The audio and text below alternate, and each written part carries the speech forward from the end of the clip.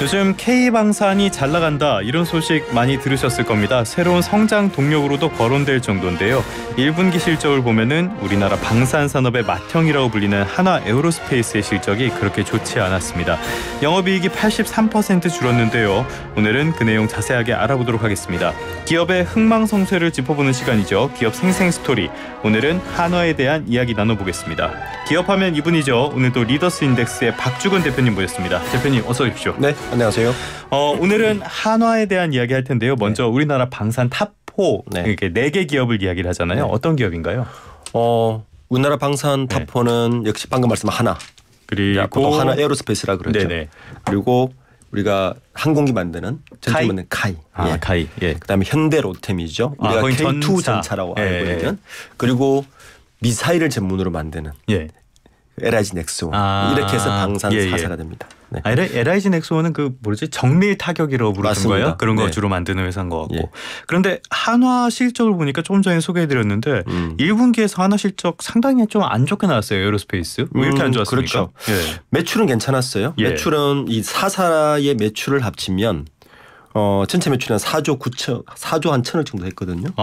지난해 1분기에 3조 8천억 했으니까 매출은 6.8% 증가했는데 꽤 많이 늘었네요. 그래도. 근데 영업이익이 전체 4개 사를 합쳤을 때 43%나 줄었어요. 그런데 이렇게 각각 뜯어보면 유일하게 하나에어로만 한 80%가 준 거예요. 그러니까 작년에 하나에어로가 2,285억의 영업이익을 냈는데 이번 1분기 때는 374억이니까 굉장히 많이 줄었죠. 그럼 다른 데는 괜찮은데 하나만 이렇게 내실이 안 좋아졌다는 그렇죠. 얘기인 거예요? 카이도 늘었고 현대로템도 늘었고 LIG 넥스원은 뭐 소폭 줄었는데 한 2% 3%니까 하나에어로만 특이할 만하게 확 줄었다. 이렇게 볼 수 있죠.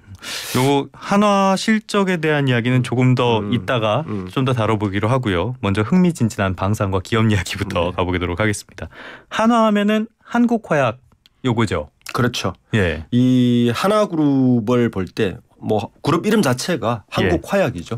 한국화약이죠. 그러니까 시작은 이제 김종회 창업자 김종회 회장이신데 당시에 그 해방 이전에 우리나라 대부분의 그 재벌 기업들이 탄생이 뭐 현대그룹을 빼고는 대부분 그 적산불화. 그렇죠. 일본인이 남아있던 남기고 간 산업을 SK가 성경이 그랬고요. 뭐 사실 신세계백화점도 그랬고 뭐 많은 건데 특히 하나도 이 김종회 회장이 그때 그 일을 했었어요. 근데 일본이 남기고 간 그 화약을 만드는 기술을 가지고 받았죠. 그러니까 그래서 한국 화약으로 시작했고, 근데 이게 언제부터 이제 급성장을 하느냐? 우리나라 경제 개발을 시작하면서 가장 많이 필요했던 게 이제 인프라를 깔아야 되니까 다이너마이트가 필요했습니다. 그래서 다이너마이트 산업으로 큰 부를 일으켰죠.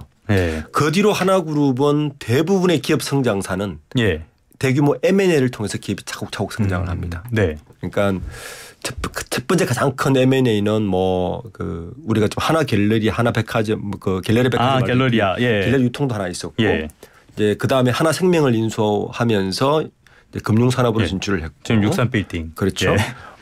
그리고 또 큰 분기점 하나가 2015년도에 삼성그룹에서 그 이재용 회장이 이건 회장이 이제 쓰러지고 나서 이재용 회장이 구조조정을 시작하면서 그때 여러 기업들을 이제 매각을 하는데 그때 삼성 4개사를 백지를 하죠.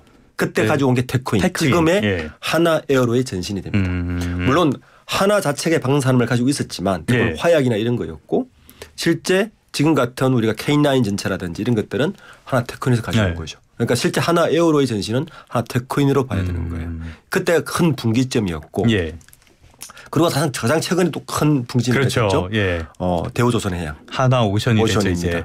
그래서 이제 보통 우리 군사무기를 육해공이라 그러잖아요. 그러니까 육군 관련된 거는 삼성 테크인을 가짐으로써 거의 가지게 됐고 그리고 해군 관련된 거는 하나 오션, 대우조선해양을 가지면서 특히 대우조선해양은 특수선에 강합니다.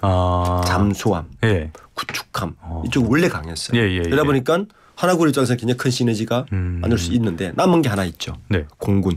물론 지금도 엔진을 만듭니다. 그런데 역시 전체 비행기는 전투기는 카이가 하죠. 그래서 지금도 핫 이슈가 뭐냐면 이 카이를 하나가 인수할 것이냐 말 것이냐. 앞으로 지금 세계의 가장 큰 이슈 중에 하나입니다. 이 카이를 가지게 되면 하나그룹에서 얘기하는 한국의 로키트 마틴 될 수 있지 않을까 이렇게 얘기하는 게 바로 그 이유 때문에 지금도 전체 매출 규모를 보면 우리나라 방산산업 전체 규모를 좀 아시면 좀 이해가 편하실 텐데 우리나라 방산산업 작년 기준으로 방산산업 전체 매출액이 어느 정도 하면 20조가 채 안 돼요. 전체 매출액이. 그중에서 수출이 한 20%가 채 안 되고 한 80%는 여전히 내수입니다. 그러니까 방산산업은 지금까지는 큰 이익을 남길 수가 없었어요. 왜냐하면 국가에서 예산에 따라서 무기를 만들려고 주는 사업이니까 안정적이긴 하지만 마진 항상 정해져 있었어요. 그런데 최근에 들어서 수출이 늘어나기 시작하면서 이거 돈 되네 라고 이제 인식하기 시작한 게 방산산업 최근의 일이고 이게 얼마나 커지냐면은 지금 한국방위산업진흥회에서 내놓은 자료를 보니까 2027년까지 30조로 커집니다.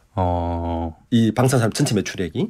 굉장히 빠르게 성장하죠. 그중에 이제 수출 비중이 지금은 20%가 채 안 되지만 2027년까지는 30%로 증가를 해요. 자, 이 중에서 그럼 하나그룹의 방산산업이 얼마나 차지하고 있느냐. 작년 기준으로 하나그룹의 방산산업 전체 매출액이 한 7조가 채 안 됩니다. 그러니까 채 안 되는 가지 꽤 큽니다.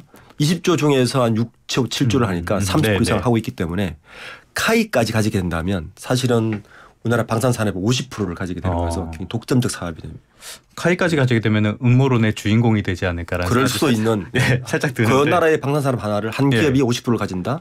여러 가지로 해석할 수 있는 부분인 것 같습니다. 사실 경제적으로는 별로 말이 안 되는 얘기지만 영화 같은 데는 군산복합체 음모론 이런 거 자주 나오잖아요. 잡담은 여기까지 하고요. 하나 에어로스페이스가 말씀하신 것처럼 실적이 좋아지고 있는데 이게 적극적인 해외 공략이 영향을 미친 거 아닐까 싶은데요. 전체적으로는 결론적으로 그렇죠. 왜냐하면 이제 사실 우크라이나 러시아 전쟁이 터지면서 그 글로벌 방산 산업이 좀 다른 양상으로 가고 있는데 지금까지 글로벌 방산 산업은 굉장히 동맹 관계 그리고 쓰던 무기만 쓰는 이런 체제였어요. 그런데 잘 생각해 보시면 그럴 수밖에 없는 구조예요. 무기라는 게. 무기는 지금은 첨단 시스템 산업입니다. 그렇죠. 그러니까 자기 나라의 방위 시스템이나 이런 것에 맞아 떨어져야 되고 이런 상황이라서 한번 그 무기를 쓰게 되면 락인 효과가 굉장히 강하죠. 그렇게 당연히 그렇겠죠. 그런데 우크라이나 전쟁이 터진 거예요. 국진이 막 터지면서 이것저것 가릴 때가 아닙니다. 일단은 빨리 방위를 구축해야 되고 하다 보니까 우리나라 무기가 쓰기 시작하게 되고 왜냐하면 우리나라는 전 세계에서 보면 분단 국가라는 이유 때문에 꾸준히 무기를 생산하고 무기를 사용했고 실전 배치를 계속했던 국가 중에 몇 나라 되지가 않아요. 전 세계에서. 그게 우리나라의 가장 큰 장점이거든요. 거기에다가 싸요. 그렇죠. 최근에 가성비 좋다는 평가를 받고 있잖아요. 특히 이제 유럽 시장은 독일이 꽉 잡고 있거든요. 독일 2차 대전 이후에 유럽 무기 시장 거의 미국과 독일이 양분하고 있는 체제인데 이 독일 무기가 막상 들어올라 보니까 너무 비싼 거예요 지금. 특히 이제 K2 전차라는 K9포가 대표적이죠. 그래서 폴란드에 20조를 수주하게 된 겁니다. 폴란드는 아시다시피 나토의 마지막 방어선이기 때문에 폴란드 입장에서는 한국 무기가 꽤 매력적이었던 거죠. 그 유럽 쪽이 비싸기도 한데 생산력에도 좀 문제가 있다고 들었는데 그렇죠. 캐파도 문제가 있는 거죠. 지금 우리가 뭐 작년에 정치 이슈가 됐지만 뭐 포탄 50만 발 이야기 이런 것들이 보면 그 캐파를 따라갈 수가 없죠. 그러니까 필요한 건 이렇게 많은데 만들어주지 못한다. 그렇죠. 그리고 무기라는 거는 늘 그만큼의 캐파를 가져갈 수가 없어요.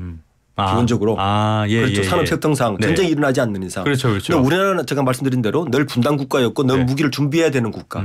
늘 재고량을 확보해야 되는 여건 때문에 늘 캐파를 가지고 갔기 때문에 이런 일이 있었을 때 우리에게 수출 호재가 생긴 거죠. 근데 이렇게 수출 잘 되는 것 같은데 지금 몇 군데에서 약간 삐걱거리는 것 같기도 해요. 폴란드 쪽 이런 문제도 있고 인도네시아 얘기를 좀 집중적으로 해보면요. 최근에 인도네시아 쪽에서 분담금 납부기한 연장 이거 응하지 않으면서 수출액이 좀 위기에 처했다 이런 평가 나오던데 어떻게 보십니까? 경계론이죠. 그러니까 유럽 입장에서는 이제 이번에 마크롱 대통령이 대표적으로 이제 그 반응을 한 것 같은데 우선 급해서 가성비 좋은 무기를 샀어요. 그런데 사서 이제 이걸 계속 유치하려다 보니까 무슨 문제가 생겼냐. 유럽의 방어 시스템 자체를 한국에 의존하는 거 아니냐. 그리고 우리가 늘 갖고 있던 이 캡티브 마켓을 뺏기는 거 아니냐 우려가 있었죠. 대표적으로 독일이 이제 가장 강한 반발을 했죠. 요즘 유럽이 항상 그런 걸로 조금 기분이 별로 안 좋은 것 같아요. 예. 그렇죠. 그래서 일단 유럽 시장은 지금 그런 상황이고 그러니까 지금 우리나라 방산 산업은 요 단계를 넘어서야 되는 겁니다. 그러니까 지금은 가성비가 좋아서 급한 상황에 핫하게 수출을 했지만 전체적인 시스템적으로 이 방산 산업을 키우려면 요 시스템을 어떻게 넘으실 건지가 그거고 인도네시아 말씀하시는데 그건 이런 이야기죠. 차세대 전투기를 우리나라가 이제 카이가 개발하고 있는데 개발비가 무지무지하게 많이 들어요. 그 6조 가까이 드는데 이거 많이 드는구나. 한 4조 6천억은 정부에서 대기로 했어요. 근데 1조 8천억 정도 2조 가까운 돈을 더 추가를 해야 되는데 이거는 국가에서 야 국가 다 되기 뭐하니 사기업에서 좀 되고 일부는 인도네시아에 제안을 한 거예요. 야 너 이거 같이 개발하면 우리 너희한테 기술도 전해주고 우리 다 줄게 싸게 줄게라고 했는데 인도네시아 처음에는 오케이 했는데 그다음에 계산해 보니까 애들이 뭔가 삐걱거린 거죠. 그러니까 최근에는 그 비용을 더 낮춰서 진행하기로 했다고 정부는 발표를 했어요. 어쨌든 이런 것도 이제 이 방산 산업을 제대로 키우기 위한 또 하나의 허들을 넘어야 되는 거죠. 미국이 이걸 잘하죠. 미국은 어마어마한 비싼 전투기나 무기를 계속 공급하면서 락인을 계속 가져가면서 시스템을 같이 파니까 굉장히 이제 우리나라가 무기 개발 한계가 있었는데 이게 하나씩 무너지면서 이런 시장들이 열리기 시작하는 요 시점에 전문가들은 이제 이렇게 이야기합니다. 우리나라 방산 시장을 제대로 가기 위해서는 사실 지금은 단순히 그 싼 무기를 가성비로 파는 시장이었다면 이제는 이 시스템을 좀 접근해야 된다는 거예요. 그러니까 일단 수출은 플랫폼 IT 기업처럼 무기도 플랫폼을 집어넣어야 된다. 락인 효과를 만들어야 된다. 그리고 그렇게 재편을 시켜놓으면 우국가하고는 사적 연합 작전을 수행할 수 있는 쪽으로 시스템을 만들면 우리 걸 쓸 수밖에 없는 구조로 그러니까 한 단계 업그레이드 된 시스템으로 무기를 팔아야 그러니까 장기적으로 지속 가능한 성장이 되는 거죠. 지금처럼 급한 시기에 전쟁이 터져서 핫하게 가성비 좋은 무기를 스팟식으로 파는 거는 한계가 있을 것이다라고 이야기하고 있는 겁니다. 그러니까 말씀하신 것처럼 시장은 열렸는데 우리로서는 약간의 성장통을 겪고 있다라고 볼 수 있는 상황이라는 거잖아요. 그러면은 아무래도 이제 투자하시는 분들은 실적이 중요할 텐데 하나 에어로스페이스가 1분기에는 별로 실적이 안 좋았고 그런데 이건 약간 일시적인 충격이다라는 평가가 지금 많은 것 같아요. 그렇죠. 이유가 뭐냐면 무기 산업은 이 수출입은행에 어떤 자본 투입이 되게 중요해요. 보정을 서고 그만큼이 크니까 이게 묶여 있었는데 여기 2월 달에 풀렸죠. 이게 이제 법정 자본금 기준을 15조 원에서 25조 원 올렸어요. 그러니까 15조 원이면 15조 원 이상 수주를 할 수가 없어요. 좀 그렇네요. 그렇죠. 폴란드 20조를 수주를 했는데 이게 이제 국가가 보정을 서지 못하면 수주를 할 수가 없는 구조인 거죠. 호주에서 20조를 수주를 받았는데 이것 때문에 이제 계속 걸려 있었어요. 왜냐하면 그전에는 이렇게 수출을 해본 적이 없거든요. 그러니까 이게 풀렸어요. 지금까지 문제가 안 됐지만 이제 문제가 되는 거죠. 금액이 커지다 보니까 이게 이제 풀렸는데 풀리면 수출이 조금 호조세를 보이면서 국가에서 뭐 지원을 하거나 하면 수출 실적이 반영이 되면 하반기에는 지금보다는 굉장히 낫지 않을까라고 좀 예상하고 있습니다. 변수는 없습니까?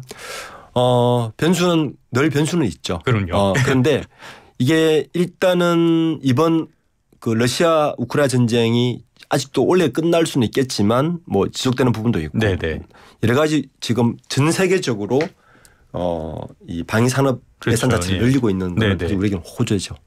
그리고 유럽 시장이 교두보를 확보했다는 것 자체가 저는 굉장히 큰 의미를 가집니다. 그러니까 변수는 있겠지만 향후 나쁘지 않다라고 판단하고 있습니다. 일단은 일시적인 부침은 있겠지만 전반적으로는 좋게 전망해 주시는 걸로 오늘 말씀을 마무리하겠습니다. 지금까지 박주군 리더스 인덱스 대표와 이야기 나눠봤습니다. 다음 주에도 잘 부탁드리겠습니다. 고맙습니다. 고맙습니다.